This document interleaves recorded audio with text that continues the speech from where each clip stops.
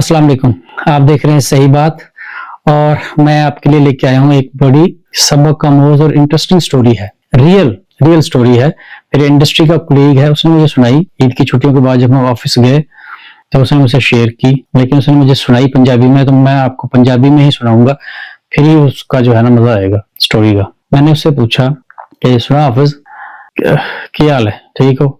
ईद दी छुट्टियां कैसी गुजरियां ने? कहता बहुत अच्छी हैं अलहमदुलिल्लाह। मैं बच्चों ਨੂੰ ਕਿਤੇ ਲੈ ਕੇ ਗਏ? ਕਹਿੰਦੇ नहीं मैं सब बच्चों तो कितने नहीं लैके गए, बच्चे पार्क च चले गए आप ही, लेकिन मैं नहीं जा सकिया। तो मैं अच्छा दावतां दा की सिलसिला रहा, खाना की खाया है स्पेशल? कहने लगा कि मैं पिंडी गोश्त बड़ा अच्छा जो ना स्पेशल बना के खाया, तो मुझे बड़ा अच्छा लगा। कचनार गोश्त खाए ये वो। मैं यार तेरे ससुराल करीब है, तेरे ससुराल वाले ने दावत नहीं की? कहते ससुराल वाले ने मेरी दावत की, मैं नहीं की, मैं ससुराल वाले की दावत की। मैं यार तेरे मुंह नहीं लाया उन्होंने, ਹੁੰਦਾ ਤਾਂ ਇਹ ਕਿ ਹਮੇਸ਼ਾ ਸਸੁਰਾਲ ਵਾਲੇ ਦਾਵਤ ਕਰਦੇ ਨੇ। ਕਹਿੰਦੇ ਮੈਨੂੰ ਸਭ ਉਹ ਅੱਜ ਕੱਲ ਨਾ ਫਸੇ ਹੋਏ ਸੀ। ਮੈਂ ਫਸੇ ਹੋਏ ਤੋਂ ਕੀ ਮੁਰਾਦ?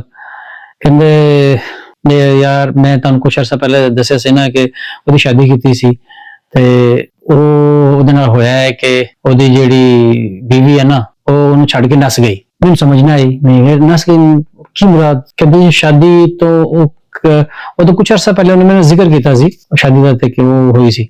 कहता वो शादी के 15 दिन बाद वो लड़की रही, और 15 दिन के बाद वो लड़की दी भाभी आई उतो लैन। उन्हें अपने शौहर ने कहा जी मेरी भाभी आई लैन वास्ते, तो मैं जाना है। ठीक, सियालकोट दे विच शादी हुई, लाहौर के रहने वाले ने। ते उन्हें तैयारी पकड़ ली, 2 सूटकेस उन्हें पैक कर ले, ठीक है, और अपने शौहर ने कहा कि मैनू तुसी अड्डे ते बिठाओ, असीं चले जावांगे। और शौहर ने क्या ठीक है, उन्हें बिठाए जी। वो लड़की 5 तोले जेवर इन्होंने पाया और इंतहाई महंगे सूट उन्होंने शादी ते उन्होंने दिते, मतलब 25 तो 30 हजार फी सूट का प्राइस दसदा पिया सी बंदा। वो लड़की ने सारे सूट पैक किए और 5 तोले जेवर जेड़ा उन्हें पैक किया और लेके चली गई।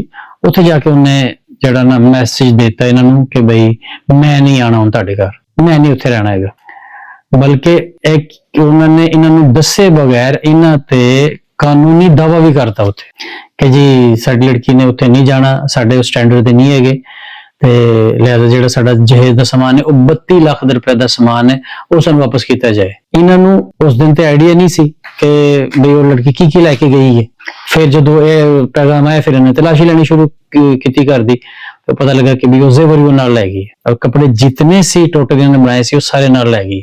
अच्छा, इन्होंने हम कुछ दिन तक खामोशी इख्तियार की कि यार बदनामी ना हो, किसी तरीके नाल सॉर्ट आउट हो जाए गल, कोई बंदा पै के विच ओदा मामले हल कराते, लेकिन इन्होंने कोई ओदा हल नहीं लभा।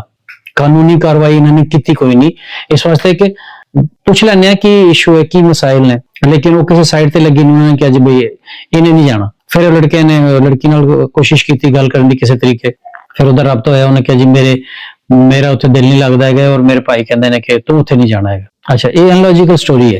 अच्छा, मैं ये स्टोरी जो ना बड़ी संजीदगी दे नाल सुनता रहा उस बंदे को, और ज़ाहिर है वो परेशानी वाली स्टोरी सी। ते फिर गल्लां दे विच ना उन्हें एंड ते दस्सिया कि मैनू हुण सवाल कि यार कोई तो रीजन होएगी, वो लड़की ने कोई तो रीजन बयान की होएगी कि कोई तंगी हुई है उन्होंने, कोई कहंदा जी कोई पता नहीं, दस्सिया ही नहीं। अच्छा, फिर उन्हें क्या कि भी ना मैं उन्हें फिर फैमिली बैकग्राउंड पूछा कि भी फैमिली बैकग्राउंड को की ने, उहदे भाई प्यो कोई तो होएगा जिहड़ा तुहानू रीजन दसेगा। कहंदा जी उहदे भाई तो कैनेडा हुंदे ने इटली हुंदे ने, सॉरी उहदे भाई जिहड़े ना वो इटली ने, ते लिहाजा भाइयों ने उत्थों क्या उन्होंने। मैं क्या तू इटली दे जिहड़े तुसीं तुहानू तू वेखिया उन्होंने? कहंदा नहीं मैं सब असीं जांदे रहे जो मंगनी की 2-3 दफा उन्होंने घर गए। मैं क्या कोई प्रूफ हैगा उहदे भाई इटली ने? कहंदा नहीं ऐ ते नहीं पता कीता हैगा। कहंदा वो शुरू च उन्होंने दस्सिया सी कि साडे भरा उत्थे इटली हैगे ने ते इस वास्ते। अच्छा, हुण मैनूं स्टोरी समझ लग गई कि होया की है। फिर मैं क्या तेरे साले दा की प्लान है? कहंदा जी मेरे साले दा ही प्लान सी कि शादी तो बाद फिर मैं भी इटली चले जावांगा। मैनूं समझ लग गई। अच्छा, उन्होंने मैं फिर क्या मैं क्या अच्छा यार जो कुछ होया, अच्छा उस तो बाद होया है कि वो प्रोसेस चलता रहा, उन्हों दा कानूनी कार्रवाई होंदी रही।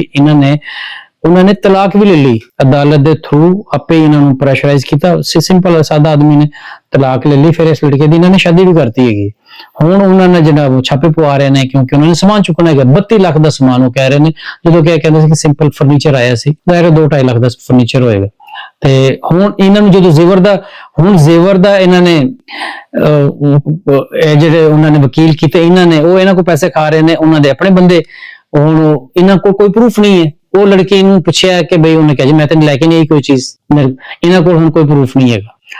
ਅੱਛਾ, ਮੈਂ ਉਹ ਐਂਡ ਤੇ ਸਾਰੀ ਸਟੋਰੀ ਸੁਣ ਕੇ ਮੈਂ ਉਹਨੂੰ ਕਿਹਾ ਅੱਛਾ, ਮੈਂ ਕਿਹਾ ਯਾਰ ਹਾਫਿਜ਼ ਗੱਲ ਹੈ ਕਿ ਤੂੰ ਆਪਣੇ ਸਾਲੇ ਨੂੰ ਆਇਆ ਤੇ ਪੁੱਛ ਕਿ ਬਈ ਯਾਰ ਉਹ ਕੁੜੀ ਤੈਨੂੰ ਤੇ ਦਫਾ ਕਰੋ ਤੇ ਮੈਨੂੰ ਇਟਲੀ ਤੇ ਲੈ ਕੇ ਜਾਓ। ਅੱਛਾ, ਹਾਫਿਜ਼ ਜਿਹੜਾ ਨਾ ਮੈਨੂੰ ਸੰਜੀਦਾ ਹੋ ਗਿਆ ਜਿਹੜਾ ਸਟੋਰੀ ਸੁਣਾ ਰਿਹਾ ਸੀ, ਉਸ ਤੋਂ ਬਾਅਦ ਉਹਨੂੰ ਥੋੜਾ ਜਿਹਾ ਨਾ ਸ਼ੌਕ ਲੱਗਾ ਮੇਰੇ ਇਸ ਕਮੈਂਟਸ ਤੋਂ। ਫਿਰ ਉਹਨੂੰ ਸਮਝਾਇਆ, ਮੈਂ ਕਿਹਾ ਦੇਖ ਅਸਲ ਹੋਇਆ ਕੀ ਹੈ ਕਿ ਤੂੰ ਸਾਰੀ ਸਟੋਰੀ ਦੇ ਵਿੱਚ ਇਹ ਮੈਨੂੰ ਸਮਝਾਇਆ ਹੈ ਕਿ ਉਹ ਲੋਕ ਬੁਰੇ ਸੀ, ਉਹ ਫਰਾਡੀਏ ਲੋਕ ਸੀ। ਕਹਿ ਰਹੇ ਹੋ ਤੂੰ ਕਿ ਉਹ ਲੋਕ ਫਰਾਡੀਏ ਸੀ, ਉਹਨਾਂ ਦਾ ਸ਼ਾਇਦ ਕਾਰੋਬਾਰ ਇਹ ਹੋਏਗਾ ਤੇ ਉਹਨਾਂ ਤੁਹਾਡਾ ਫਰਾਡ ਕੀਤਾ ਹੈਗਾ। ਮੈਂ ਕਿਹਾ ਮੈਂ ਮੰਨ ਲਈ ਉਹ ਫਰਾਡ ਹੈ, ਲੇਕਿਨ ਤੁਸੀਂ ਕੀ ਕੀਤਾ ਸੀ? ਤੁਹਾਡੀ ਵੀ ਤਾਂ ਨੀਅਤ ਅੱਛੀ ਨਹੀਂ ਹੈਗੀ ਸੀ ਨਾ। ਖਾਮੋਸ਼ ਹੋ ਗਿਆ, ਉਹਨੂੰ ਸਮਝ ਲੱਗ ਗਈ ਗੱਲ।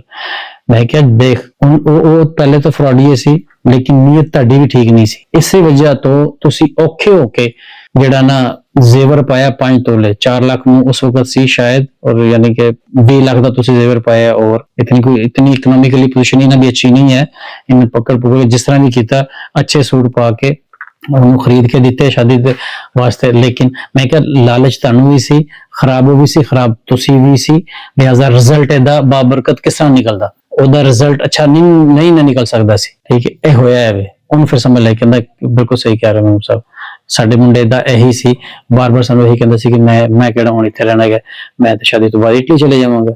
ਤੇ ਮੈਂ ਕਿਹਾ ਹੁਣ ਇਟਲੀ ਜਾਂਦਾ ਨਹੀਂ ਹੋ। ਤੇ ਫਿਰ ਉਹਨੂੰ ਸਮਝਾਇਆ, ਮੈਂ ਕਿਹਾ ਹਾਫਿਜ਼ ਗੱਲ ਹੈ ਕਿ ਤੇਰੇ ਵੀ ਆਲ ਔਲਾਦ ਹੈਗੀ, ਇਹ ਸਬਕ ਕਿੱਥੋਂ ਲੈ ਲੈਣਾ ਚਾਹੀਦਾ ਹੈਗਾ ਕਿ ਅਗਰ ਦੋ ਪਾਰਟੀਆਂ ਦੀ ਨੀਅਤ ਹੀ ਅੱਛੀ ਨਹੀਂ ਹੈ ਤੇ ਫਿਰ ਰਿਜ਼ਲਟ ਵੀ ਅੱਛੇ ਨਹੀਂ ਆਉਂਦੇ। ਫਿਰ ਉਹ ਘਰ ਕਿਸ ਤਰ੍ਹਾਂ ਚੱਲੇਗਾ, ਉਹ ਘਰ ਕਿਸ ਤਰ੍ਹਾਂ ਵਸੇਗਾ, ਮੁਮਕਿਨ ਹੀ ਨਹੀਂ ਹੈਗਾ।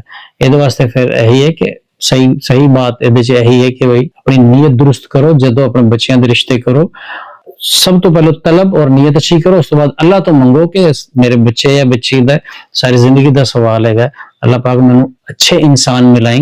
ਇਹ ਨੀਅਤ ਹੋਏਗੀ, ਜਦੋਂ ਕੋਈ ਲਾਲਚ ਤੁਹਾਡਾ ਨਹੀਂ ਹੋਏਗਾ ਉਹਦੇ ਵਿੱਚ, ਇਨਸ਼ਾਅੱਲਾ ਫਿਰ ਰਿਜ਼ਲਟ ਅੱਛੇ ਆਣਗੇ। ਫਿਰ ਉਸ ਬੰਦੇ ਨੂੰ ਗੱਲ ਮੇਰੀ ਸਮਝ ਲੱਗੀ ਕਿ ਮੈਨੂੰ ਸਭ ਬਿਲਕੁਲ ਸਹੀ ਹੈ। ਇਹੀ ਬੇਸ ਹੈ ਸ਼ਾਇਦ ਕਿ ਸਾਡੇ ਇਹਨਾਂ ਦੀ ਨੀਅਤ ਖਰਾਬ ਸੀ, ਮੇਰੇ ਸਸੁਰਾਲ ਵਾਲਿਆਂ ਦੀ, ਤਦ ਹੀ ਰਿਜ਼ਲਟ ਅੱਛਾ ਨਹੀਂ ਆਇਆ। ਇਹ ਸਟੋਰੀ ਇਸ ਵਾਸਤੇ ਸ਼ੇਅਰ ਕੀਤੀ, ਇਹਦੇ ਚ ਸਬਕ ਇਹੀ ਮਿਲਦਾ ਜੋ ਮੈਂ ਤੁਹਾਨੂੰ ਐਂਡ ਤੇ ਸਮਝਾਤੀ ਇਹ ਚੀਜ਼ ਕਿ ਰਿਸ਼ਤੇ ਜਦੋਂ ਵੀ ਕਰੋ ਉਹਦੇ ਵਿੱਚ ਤੁਹਾਡੀ ਨੀਅਤ ਅੱਛੀ ਹੋਣੀ ਚਾਹੀਦੀ ਹੈਗੀ ਹੈ। ਆਪਣੀ ਸਾਇੰਸ ਨਾਲ ਲਾਓ, ਆਪਣੀ ਨਜ਼ਰ ਨਾਲ ਦੇਖੋ। ਬੇਟੇ ਅਸ ਦੇਖ ਰਹੇ ਹੋ ਕਿਸੇ ਦੀ ਲੜਕੀ ਦੇ ਵਿੱਚ ਨੁਕਸ ਨਾ ਕੱਢੋ, ਜਾ ਕੇ ਹਰ ਚੀਜ਼ ਤਸੱਲੀ ਕਰਕੇ ਘਰ ਬੈਠ ਕੇ ਮੁxtਲਿਫ ਜ਼ਰਾਏ ਤੋਂ ਹੀ ਇਨਫੋਰਮੇਸ਼ਨ ਲੈ ਕੇ ਫਿਰ ਅੱਛੀ ਤਰ੍ਹਾਂ ਫਿਰ ਆਪਣੇ ਬੱਚਿਆਂ ਦੇ ਰਿਸ਼ਤੇ ਕਰਨੇ ਚਾਹੀਏ ਤਾਂ ਕਿ ਉਹ ਲੌਂਗ ਲਾਈਫ ਚੱਲਦੇ ਰਹਿਣ। ਬਸ ਇਹੀ ਅੱਜ ਦੀ ਸਟੋਰੀ ਸੀ। ਮੈਨੂੰ मतलब एक सबक अमूज लगी तो मैं क्या अपने नाज़रीन नाल भी मैं शेयर करना। ठीक है, अगर स्टोरी पसंद आए तो दूसरे नाल शेयर करो। Thank you, Allah Hafiz.